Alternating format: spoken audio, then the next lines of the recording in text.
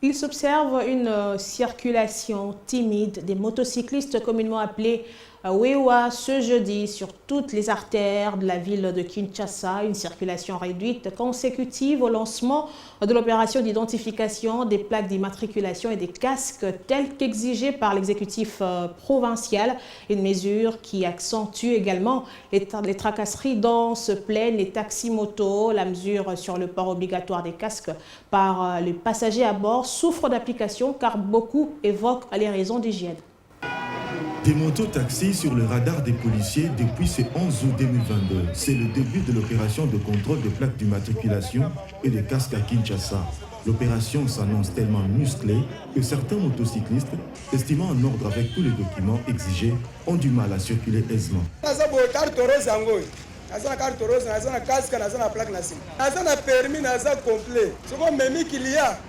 ozokende ville po ke otika bango so komi na Pascal Liberté okoleka te tia mopanzi solola oza na kombe nasolola nini balobi tozala en ordre naza na casque naza na permis naza na plaque nasolola na yo nini omoni bazwi moto bacheki na biro na bango naza na biro na nga nyonso bazosenga 50 000.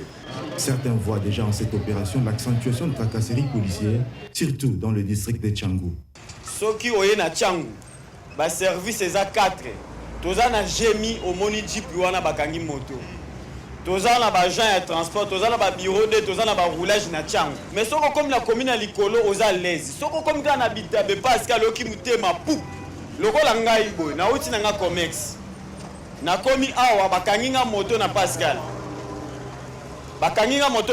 na sale le côté na ba client ba kwesinga ko kwesa naza en ordre na casque na ngai na tika ngone la moto naza na plaque babotoli nga contact naza en ordre babotoli ngango tolo babazoluka nini de Moamba à Lukunga en passant par Funa et Tchangou, de nombreux Wewa non en ordre trouvent des prétextes pour augmenter de façon vertigineuse le prix de la course mais aussi de travailler en clandestinité. Ils sont chats et souris avec des policiers. Si la décision de plaque d'immatriculation passe tout de même, celle liée au port des casques par toutes les personnes à bord, y compris les clients, divise. Casque ça pour protéger le chauffeur, premièrement.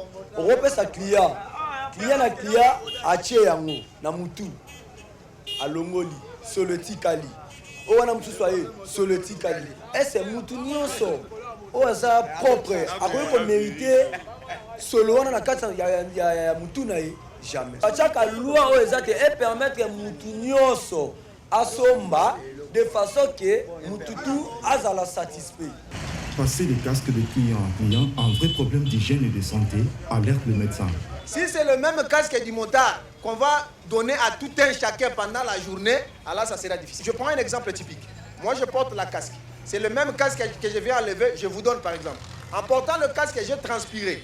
La transpiration, dans cette transpiration, c'est un dégagement qui permet par exemple d'éliminer certaines maladies cardiovasculaires. Je vous transmets le casque, vous aussi, vous emmagasinez certaines pathologies par rapport à ma transpiration. Là, c'est distribuer, faire la propagation de la pathologie dans toute la population. Ça serait mieux que le gouvernement provincial dispose des casques à tout un chacun. Même si ces casques sont mis en vente, on va l'acheter.